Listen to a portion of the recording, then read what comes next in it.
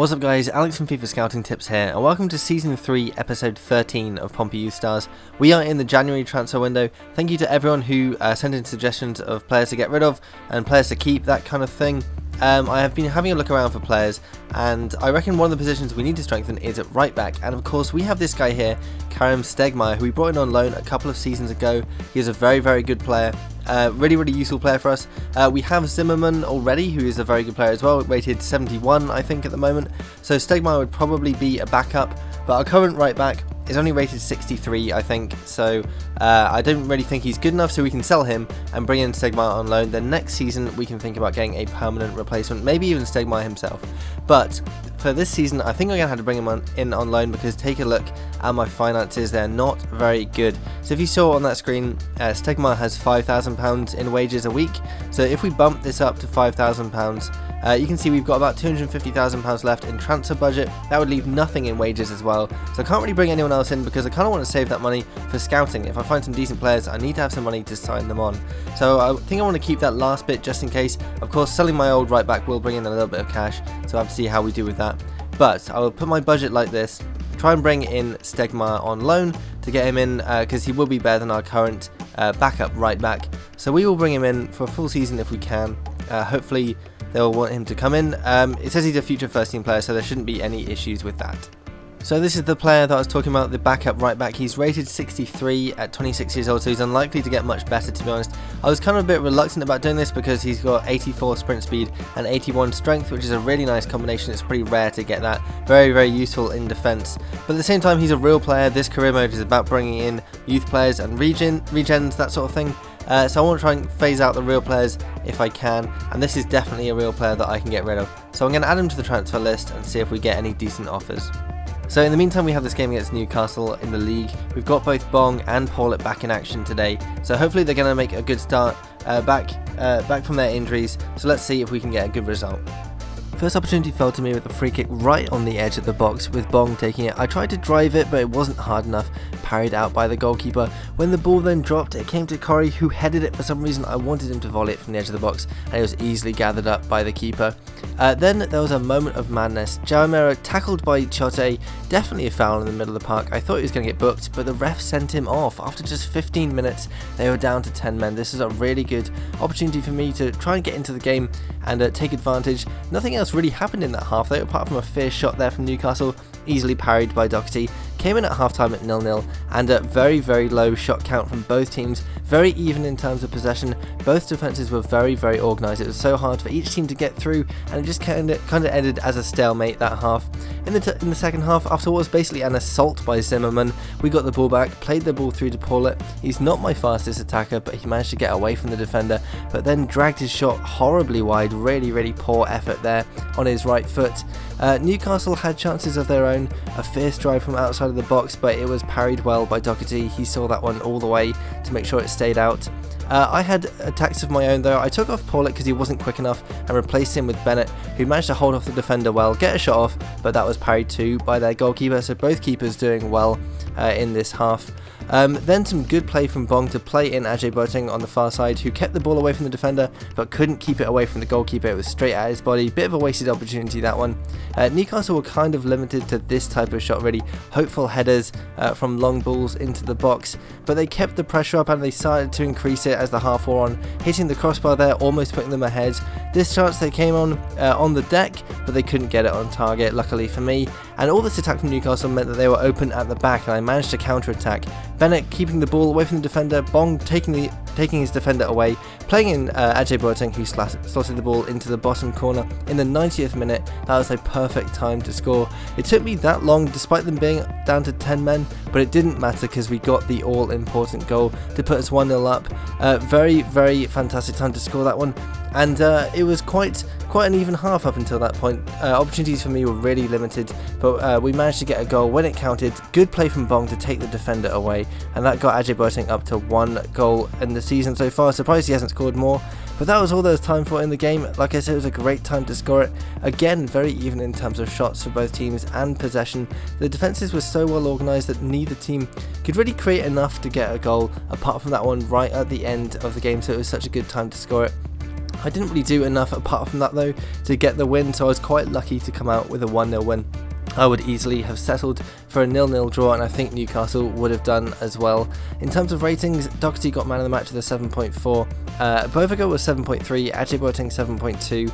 No one else was really that great though. We didn't create enough going forward. Bong was only a 6.5, very limited in what he could do, and Paulet was even worse with a 6.1.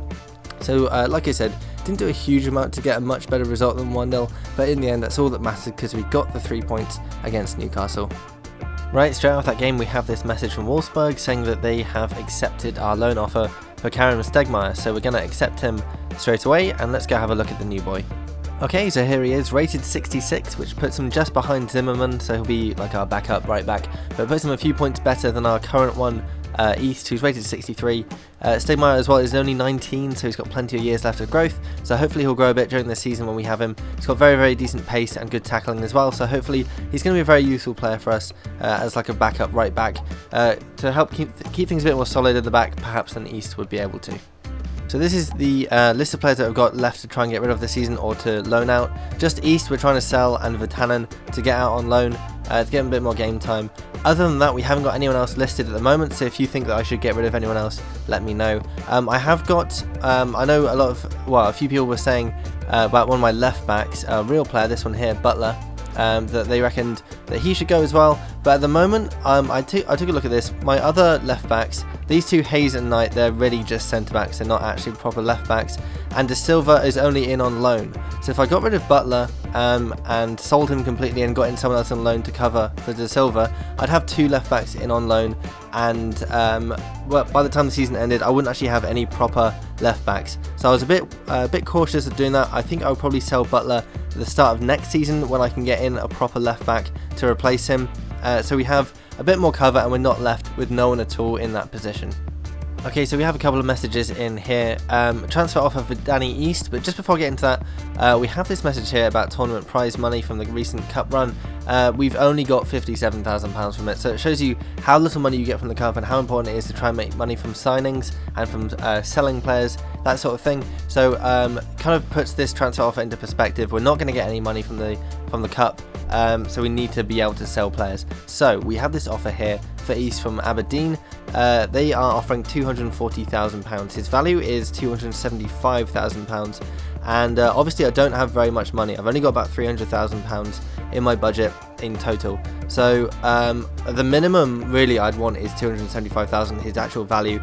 And to be honest, I think I'm going to be a little bit cheeky. I'm going to go for 300,000 because we want to try and get a bit more money. That would almost double our transfer budget, so that'd be really good if we can get that much. And if not, we'll just go for 275,000, which is his value, so we're not really losing any money on him anyway. So let's do this and see if they accept. And there we go, just the next day we have this message from Aberdeen saying that they are accepting our counter offer. They will pay £300,000 for Danny East. So like I said before, that pretty much doubles our budget, which is really good. Got a little bit more money now. We could potentially bring in another player if we can find one cheap enough, or if not, we can save it for more scouting trips. So that's really good to get that nice boost of cash. Okay, so we have this scouting update from Schumacher in England, and we have Adam Ashby, 68 to 84 potential after 3 months of looking at him. I'm not too keen on this guy, to be honest. I think he's going to be early or mid 70s potential at a push, so I'm not too sure that he's going to be that great, so we will turn him down, I think. Then we have Chris Fremper, 57 to 77, definitely not good enough. Luke Arthurworry, 74 to 94, looks very good. And looking at his positions as well, looks like he could well be a fullback. And his acceleration and sprint speed are his top stats, so it's not like he's a mispositioned centre back. So this looks like could be a very promising player. He looks like the type of player which I've been trying to get hold of for a while. It's why I sent my scout to look for a winger to try and find a fast fullback. So looks like he could be that, and he's got very decent potential, so I think I will sign him up. Then we have Peter Montrose, 59 to 79, not good enough.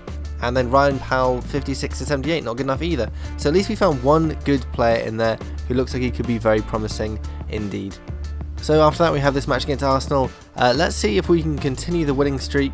It was a tough game against Newcastle, and I'm expecting an even harder match this time round.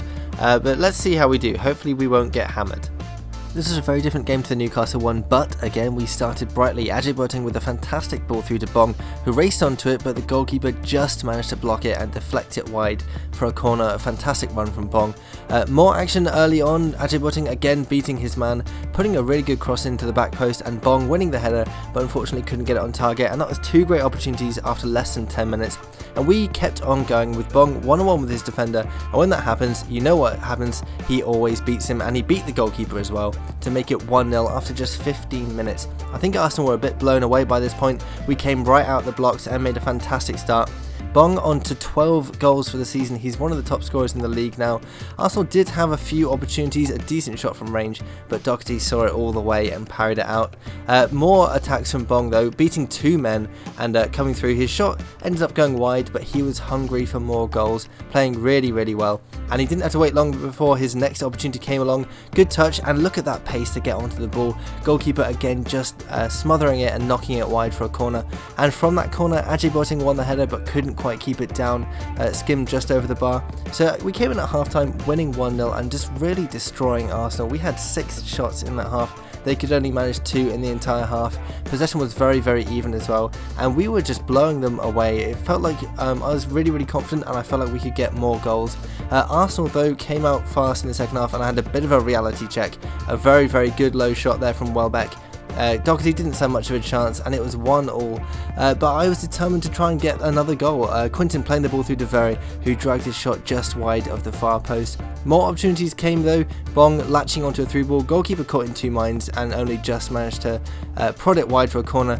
Then a bit of craziness right near the end. Arsenal won the header and it hit the post. We just cleared it away. The ball dropped to Bennett, who straight away played it to Bong, who was off. He turned past Mertesacker, who just could not keep up with him at all, raced to the edge of the box and smashed it into the top corner of the goal for a fantastic time to score in the 82nd minute to make us 2-1 up.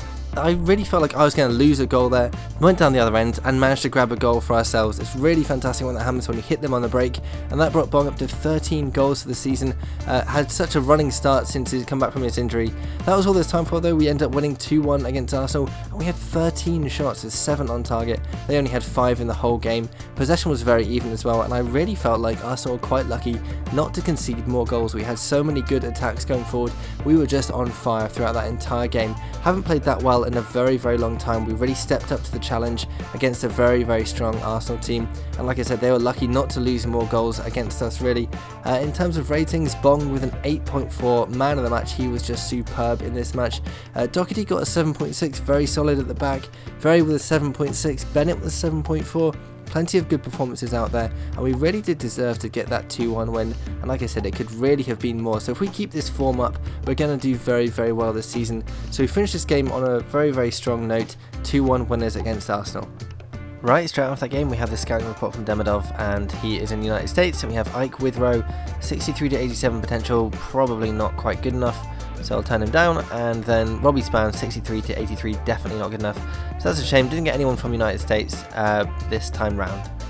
Right, let's take a quick look at our youth academy this month. So we have Charlie Essen, 74 to 80 potential striker, then Craig Lucas, 74 to 82 potential left winger, Daniel Gallagher, 87 to 93 potential striker, looking amazing. Probably going to wait till May because his acceleration and sprint speed are his best 2 stats, so they're going to be pretty good anyway, I think.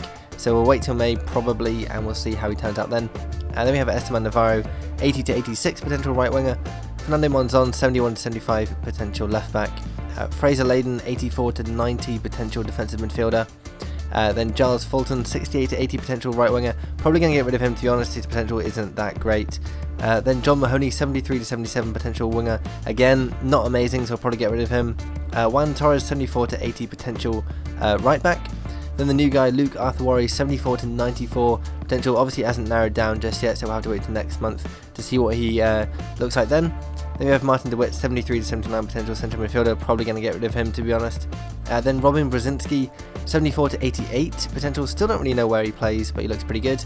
And then finally Tete Hamadou, 73 to 94 potential. Again, not sure where he plays, but another one who looks really good. So that is our youth academy this month. Right, that is all we've got time for today, guys. We've still got about a week left in the transfer window, so there's still time to make some changes if we need to. So leave any suggestions you've got for that in the comments, and I'll take a look. Also, this month we've got the Scouting God contest on the best midfielder, age 18 or under, can be anywhere in midfield and includes left and right wing as well. So if you found a good player that matches that description, make sure you take a picture and send the image to at FIFA Scouting on Twitter using the hashtag ScoutingGod, or you can submit it to facebook.com/FIFA Scouting Tips, or you can leave a link to the image in the comments below, or you can submit it on FIFAScoutingTips.com. Just make sure there's no stat growth for any players, just to keep it fair for everybody else. That ends at the end of the month, so you've got a little bit of time left on that one to make sure you keep all your entries coming in. All your suggestions as well, really want to hear what you want me to do next. Last time I did a video on how to find out about your own scouted players. Like, you can scout players in your youth academy, see how good they are, see what all their stats are before you promote them. If you've got any other guides that you want me to do, or any more tutorials before FIFA 16 comes out, let me know and I'll get stuck into those as well. So keep all that feedback coming. Make sure you leave a like if you enjoyed this video, and thanks for watching. This was the highlight of it all, really. My players jumping on each other's toes practically, and then passing it into someone's heels who just didn't even care, didn't even notice